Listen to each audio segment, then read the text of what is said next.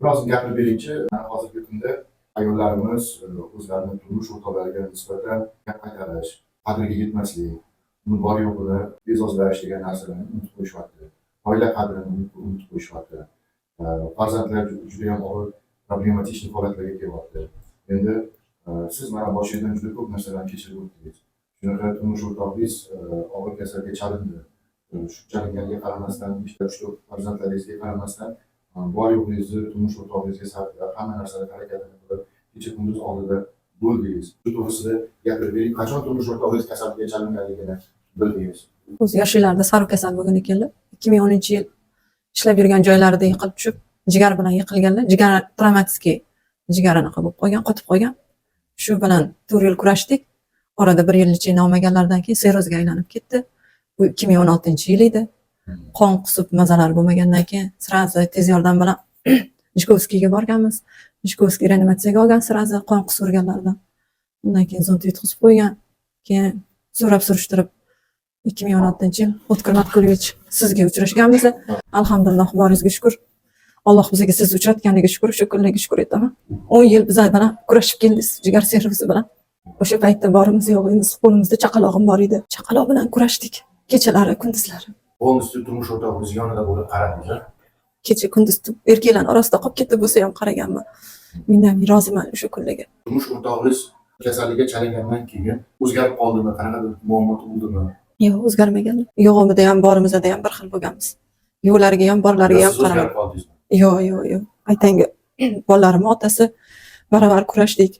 Yaxshi kunlar bo'ldi, yomon kunlar bo'ldi. Sizga ham qattiq gapirgan kunlarim bo'ldi. Erim o'tib qoladi, qarang endi. Reaksiya berganimda o'shanda eslayman. Telefon qilib siz uydaligingizda men telefon qilib erimga reaksiya beryapti deganman. Siz oyoqqa turg'igansiz Toshkentdagi doktorlarni. Yo'q demadingiz. Meni bemorim dedingiz. Kecha kunduz qaradingiz. Turmush o'rtog'ingizni qanday keltirganlarga qanchalik vaqt bo'ldi? 27-aprel 10 yil kurashdilar shu kasallik bilan. Siz biza bilan baravar kurashdik bu kasallik bilan. Har kuni kelganimizda ham yo'q bo'ldi, anaqa qilmanglar, yaxshi deb bizga dalda berib turdingiz. Sizdagi doktor uchratmadik hayotda. Hozir ko'pchilik ayollar oilaga yetar yetmaslikka qiynalyapti-da. Oilasi butun, bola farzandi bor, eri ishlayapti. Lekin buni shunaqa ayollar bo'lib ketyaptiki, qo'ymayapti. Masalan, farzandga qarayapti, eri topayotgan puliga qanoat qilmayapti. Ularga nima degan bo'lardingiz? Dunyo o'tkinchi dunyo. Bizani ham urushgan kunlarimiz bor edi. Shu kasalliklarni orttirgan kunlardan keyin xo'jayinim tuzalib ketsa bo'ldi deb ancha yil kurashdik. Bu dunyoyingiz o'tadi, ketadi. Oxirat uchun chin taqdiringizda qo'lingizda asrab qolishingiz kerak ekan. Bir kuni yemasiz, bir kun qilmassiz. Duoda qilsangiz erkak kishini bir kun omadini beradi, bir kun yo'g'i bor, bir kun bori bor.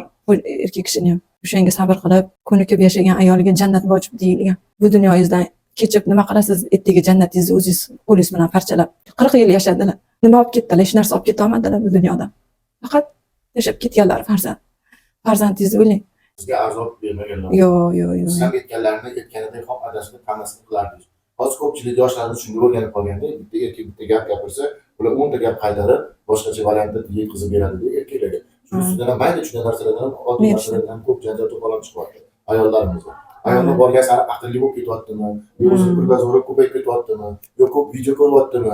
Erkakni aytganidek masalan, siz men bilaman-da sizni. Sizni eringizni olib kelardingiz, qochib kelgan podshohlarga o'xshab yurardi yoningizda eringiz. Nimadan urush chiqqan xo'jayinim bolalarga qilardilar, o'zlariga qilmas edilar. Ya qo'yaver, kiyveraman. Ne siz eskini kiyishingiz kerak, siz birinchi bo'lib eng yaxshisini kiyishingiz kerak. Siz bizani anaqamiz siz-ku. O'zim ishlardim, o'zim kiyim qilib berardim-da. Keyin ko'p aytardilar. Rahmat onasi deb. Shuni o'zi yetarli-da. Shu bo'lmasa o'lib ketardim derdilar. Yana yashasalar yana qaraydim boshidan. Lekin yo'qlaydi. Endi bu hammasi Allohning. Men ularga dalda berardim, ular menga dalda berardilar. Yo'q, kunlarimiz ham bo'lgan. Ishlamay qishda, sovuq kunlarda ish bo'lmas edi.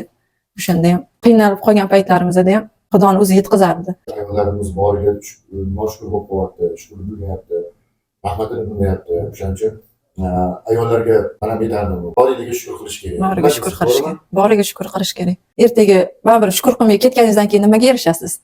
Sizni kimdir boy qilib qo'ymaydi-ku. Shu xo'jayingizni duo qilib, shuni topganiga baraka berib, Xudodan so'rasangiz, Alloh barakasini beradi. Turmush o'rtog'ingiz bemor bo'lsa ham, topgan tutganingizni hammasini deyarli turmush o'rtog'ingizga ishlatgan bo'lgan taqdiringizda ham shunchalik shukur qilib boshingizga toj qilib kiyib yuribsiz xo'jayiningizlar. Men bilaman, buni guvohiman. Alloh rozi bo'lsin sizdan. Yo'q, kelmalaring demagansiz, bag'rimizdan aytarmagansiz, qo'lingiz bilan yo'q, qilmayman, qaramayman demagansiz. Siz qaraganingiz uchun 10 yil yashadilar xo'jayinim, alhamdulillah. Rahmat.